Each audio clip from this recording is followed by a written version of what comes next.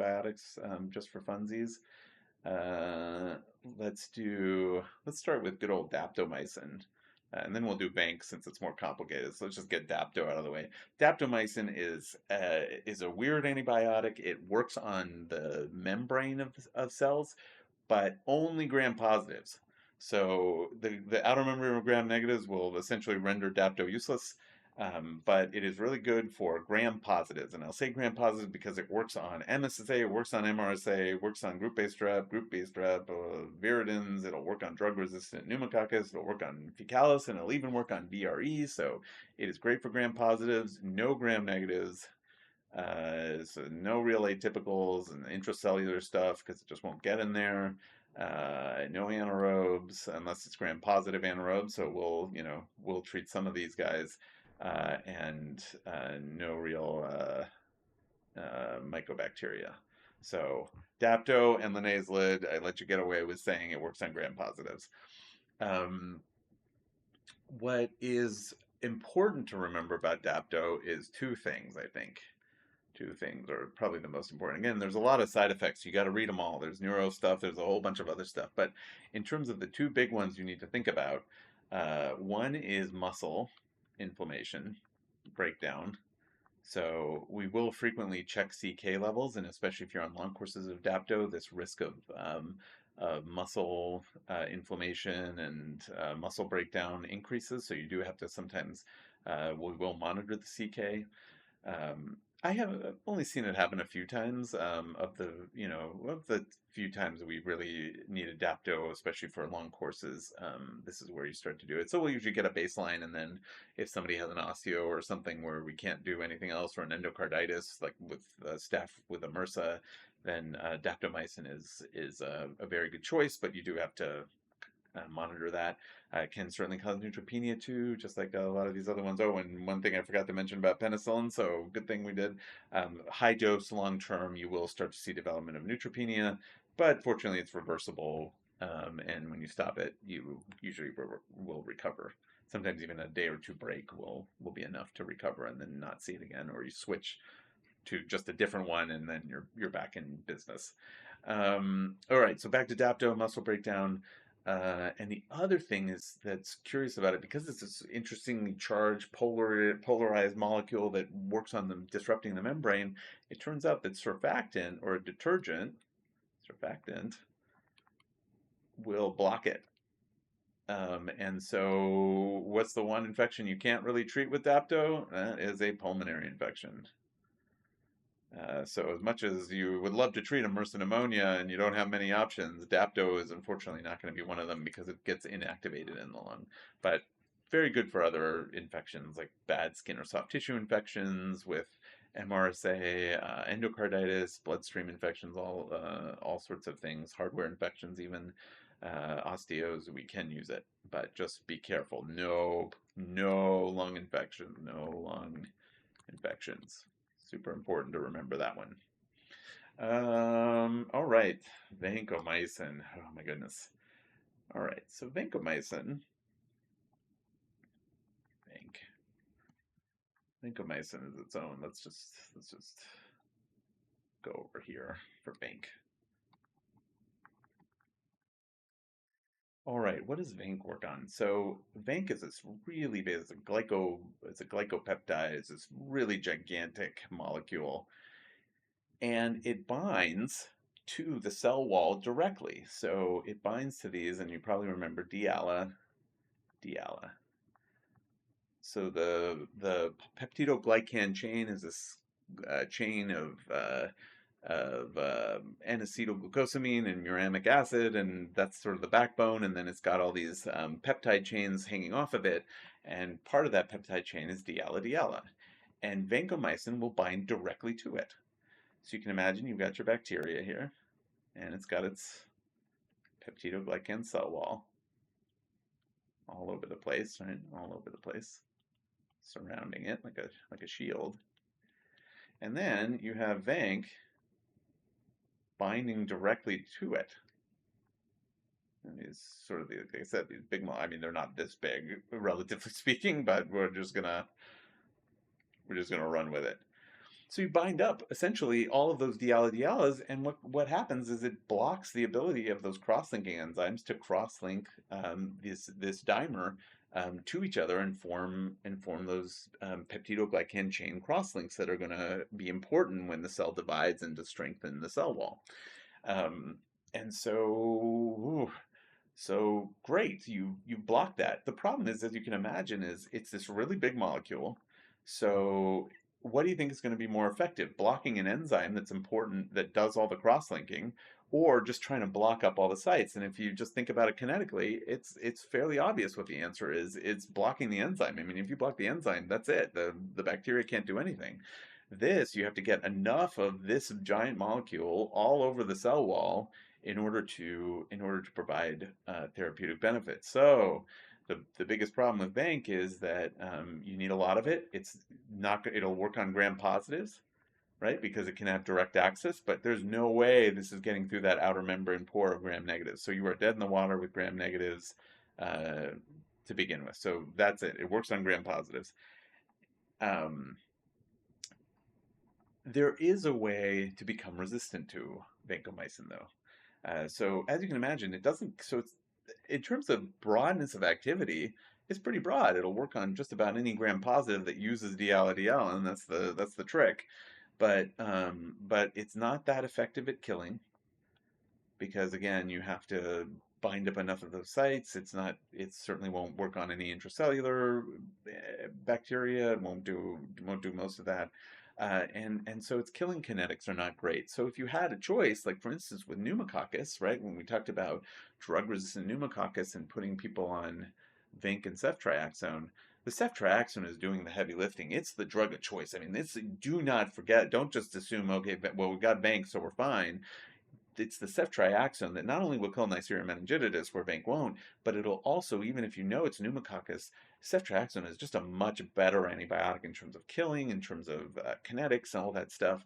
But you do, for that 5% where you are missing, you just don't want to be on no antibiotic, right? And that goes back to that talk we had about aminoglycosides, where why do we use aminoglycosides if they're just not as good as beta lactams? Well, the answer was because we want to make sure we're not in this little piece of, or at least reduce the risk as much as we possibly can within reason of missing this. But 5% of meningitis is you don't want to leave without any antibiotic coverage because if you do, they have no chance, right? If it's drug resistant to ceftriaxone and all you're on is ceftriaxone, and they happen to be the unlucky 5% have who have that strain that's resistant, there's no way they're going to survive with even a chance of a reasonable neurological outcome if you're not treating them with both this combination. All right. So the way around this that bacteria, especially VRE, has is switching the diala for diala D-lactate, and now all of a sudden vancomycin doesn't bind. So there you have it. You're intrinsically resistant because this is not recognized by Vanc, won't bind, and you can continue to divide your cell wall and cross-link your cell wall and divide just fine, and you're that. There are in fact some bacteria that either have D-lactate or there's a couple other rarer um, uh, peptide changes that will still allow cross-linking.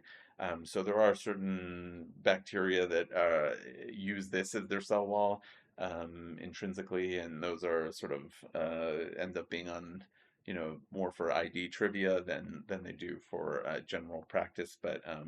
But just be aware that they're out there, and so you do have to be a little bit cautious and not just say gram positives because there are a few rare exceptions to that. But also realize that VRE is a thing. Now we'll talk about dosing a little bit. And we'll start with Vanc, and then we'll kind of go back and talk about kinetics. So I think this is actually a good segue into dosing antibiotics. So I think we had a few different things, right? We had trimethoprim sulfa, we had rifampin, we had fluoroquinolones, we had like Clinda, we had aminoglycosides, and we had beta lactams, including, right, penicillin, cephalosporins, carbapenems. Now we don't, and then we have Vanc. So let's just talk really briefly about dosing antibiotics, because there's a few that matter. Like trimethoprim sulfa, there's a few doses for. You look it up. It's not a whole lot. I mean, yes, there's prophylactic doses for pneumocystis versus treatment of pneumocystis, but by far and large, there's basically one regimen. Rifampin, there's a few different dosing regimens for it, but in general, got a long half life, so you just kind of can give a dose whenever. You don't have to split it. You can give like a once daily dose, and actually, there's even for TB, latent TB treatment, you can actually even give like once weekly versions of rifampin, like rifapentine. Uh, Whereas fluoroquinolones are interesting. So fluoroquinolones so there's a few different things we can talk about. One is the kinetics. So there's ways of, and the MIC. So the MIC stands for minimum inhibitory concentration. And you probably hear a lot about MICs when you're looking at susceptibility data and stuff comes back. What the minimum inhibitory concentration sounds like is what it sounds like. You do dilutions, right? You put the antibiotic, you have like wells of a plate, right? And you have bacteria in there. One bacteria in there, and you put some antibiotics, right? And you start out with, you know, a 1x concentration, and then you dilute it twofold, so now you have half, and then you have, 1/4, 1/8, or I mean, you do different ones. You can do 1/10, 1/100th. It's probably more likely to be the case, 1/1000th, etc.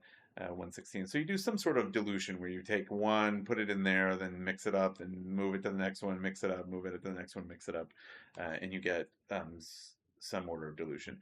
And so you just do this, and then you just see at what concentration of antibiotic is the least. So let's say it grows at 1/8, but it doesn't grow at 1/16th, or so, excuse me, it doesn't grow at 1/8, but it does grow at 1/16th, well, then the minimum inhibitory concentration is 1 to 8 dilution, right?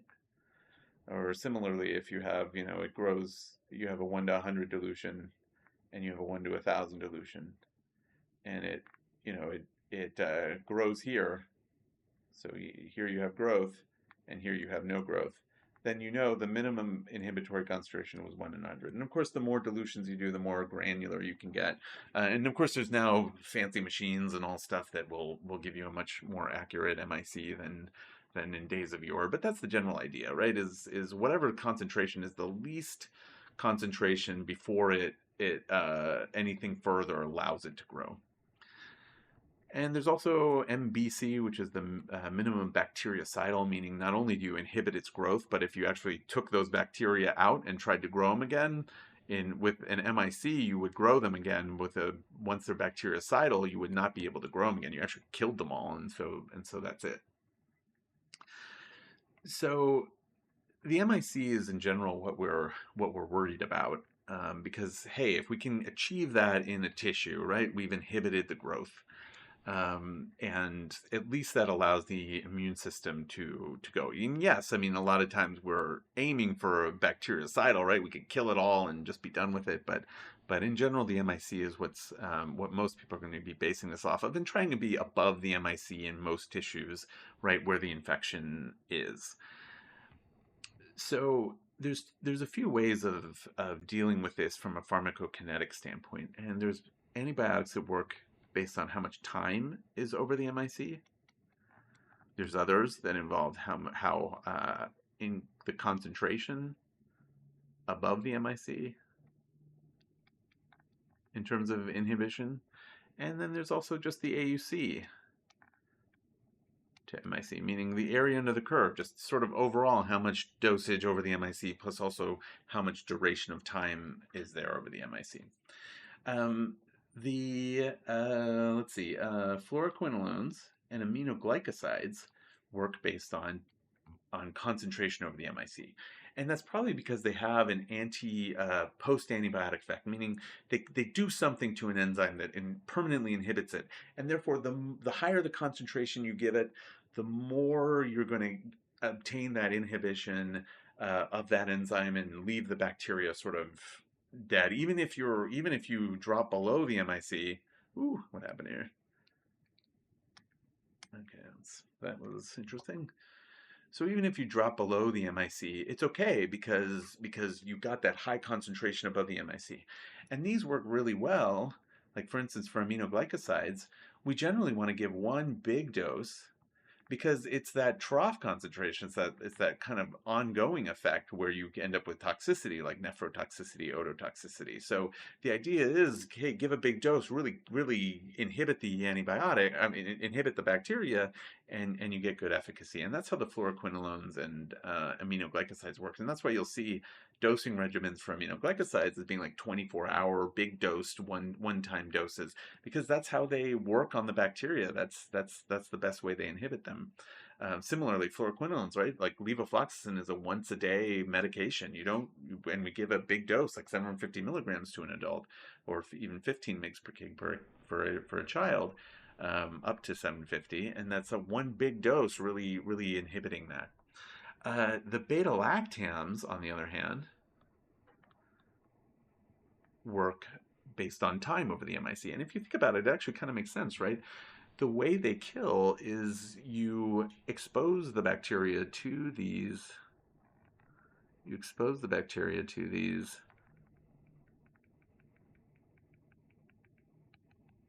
to the beta lactam. And over time, you're inhibiting the enzyme, and as they grow, right, they're growing and they're killing themselves by trying to grow and cross-link their enzymes, and cross-link their cell walls, but they can't. So the more time you have over that MIC, the more time you have available, and as they divide more, they kill themselves more. And so that's why, in general, for rather than giving one big dose, these will give more frequent, depending, of course, depending on the half-life, but ideally you're giving them more frequently to improve the time over the MIC, or even continuous. Continuous is even an option, as long as you can make sure your continuous medication is reaching a plasma level and tissue distribution level over the MIC in the end tissue where the infection is, then that's the best way you can deal with it. VANC is interesting. VANC is entirely based on the AUC to MIC. AUC 24 to MIC, meaning, oh my goodness, why does it keep doing that? Keep clicking these silly buttons. So the AUC is a little bit like, oh my goodness, let's just try that again. So here is time on this axis, here's concentration. And if you think about it, like, okay, we give a dose of antibiotics, right? The concentration goes up and it dwindles over time until you give the next dose, and then ideally you'll reach a steady state, right? And it's not just the concentration above the MIC, which would be the case for aminoglycosides, and it's not just time over the MIC, it's really the area under the curve, meaning it's a combination of both time and concentration above the MIC that seems to be most effective. And for Staph aureus infections, that we know the best treatment is sort of like over 400 when the MIC is 1 to vancomycin or less than 1 or less than an AUC to MIC of 400 is good. It's effective, and that's what leads to clinical cure. The problem is, how do you figure out an AUC? Well, you can imagine you probably would have to take points along the curve, right? You'd have to draw blood from the patient and see, well, okay, where am I at now? Where am I at now? Where am I at now? And then you have enough points to make a curve, and then you can model, right, the area under the curve, and then calculate, hey, is this greater than 400? Fortunately now, there's dosing algorithms and computers that can help you do this with like Monte Carlo simulations and all that stuff to figure out what the AUC MIC is based on just maybe 1 or 2 points, because there's no way a patient's going to enjoy you every hour or every hour between doses taking their blood to check their thing, and it would just be prohibitively expensive too. So fortunately, there's computer models that can tell you this number. Back in the day, the way it used to be estimated was just based on a trough, meaning what happens right before the first dose? What's this level here? And then based on that, I've done these studies in the past, so I can kind of estimate, hey, if the trough value is, greater than 10, I'm likely to be at an AUC-MIC of just about 400, and if it's in the brain, if I'm at a trough of greater than 15, in 90 to 95% of cases, I'm likely to have that. The problem is twofold. One, not everybody follows troughs, and trough values are notoriously unreliable. You have to get it at the precise time. You have to make sure that it's not sent with an error time, or that there was a delay, or all these things which happen in a hospital all the time. And not to mention that you also end up stuck with uh, stuck with this really inaccurate value that doesn't necessarily represent the AUC, because it's just one value that's based on a previous study. Whereas if you use the Monte Carlo simulations using a random point at a specific time, you're a little bit more likely to achieve a better guesstimate of that based on dose. So for a long time, we were chasing trough values, which were especially bad in children because vancomycin, while having fairly similar kinetics, would end up dropping below, so it was excreted quite quickly. And we were having children who, people were just upping the dose of vanc just to these huge values, greater than 20 per kilo, greater than 25 per kilo. And meanwhile, the kid was getting better even at a dose of 10 to 15 per kilo Q6 hours. But we were chasing these troughs because we were so worried that we needed to get these same values in these studies done by adults. And it turned out that we were just way off because, hey, the kids are just different and they metabolize differently, and their trough values are not very representative of this whole hump here. And so you would end up causing a lot of toxicity because where you're giving these huge doses and causing all this toxicity to get the trough value up, similarly to having high troughs of aminoglycosides without necessarily a clinical benefit. And so really the trough chasing should fall out of favor, and you should really be careful, especially with vancomycin, of doing that.